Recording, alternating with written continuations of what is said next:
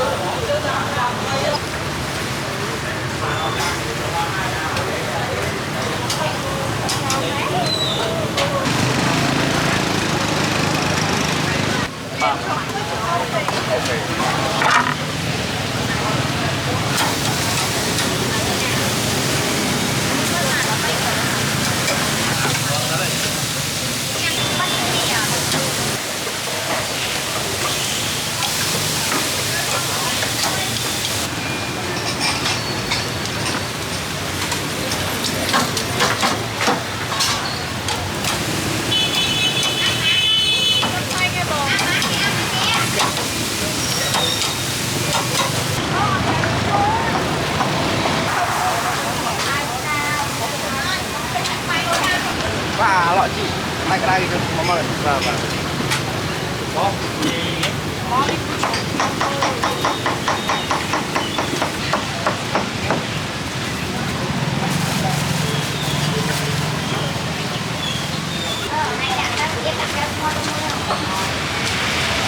Pin mến nha.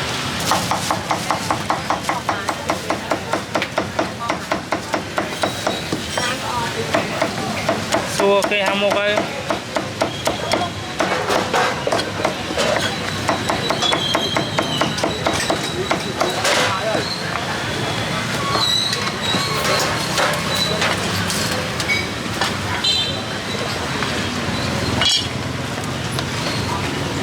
Chị mời ngồi hay vô năng ngồi này.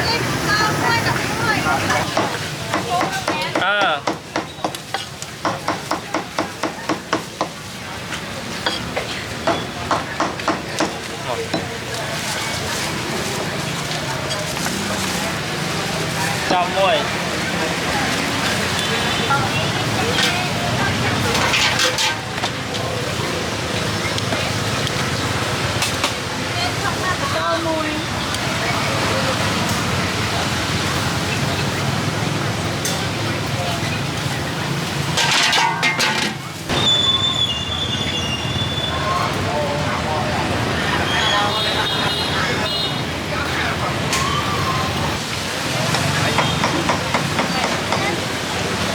Đang lại bảo đang đấy.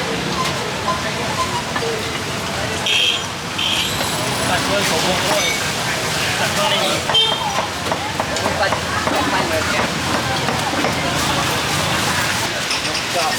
một môi này Không còn không ơi. Có một thì anh đi cái mình lịch bản. Đi cùng một mình. Ê, đừng mong duyên là con quay.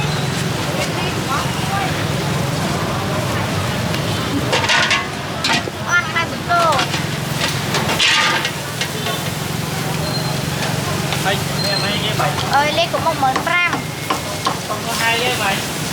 trái tay cận môi cầm tay môi Một con quay ra. Đây là con đó này.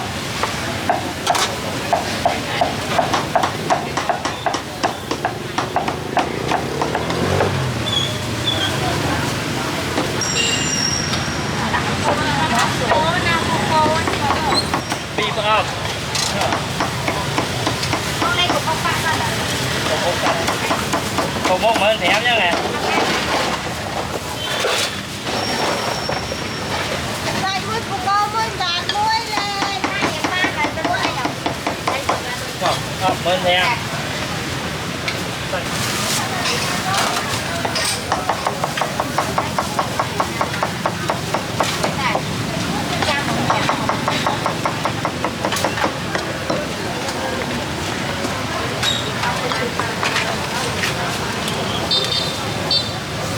Đạn muối. Rồi xanh muối, gạt muối.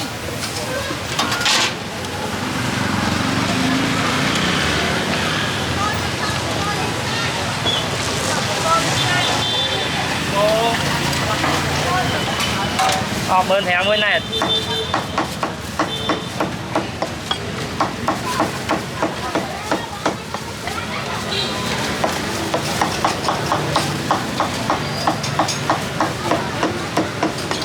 อันนี้ปูม้วนใส่กุ้งไง ได้เลยสัก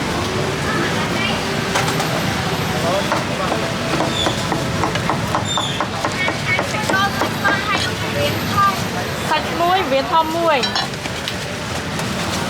นี่เส้นเหมือนแกง ใส่เบิร์นแถมเลยจริงๆก็ไม่ย่อเลย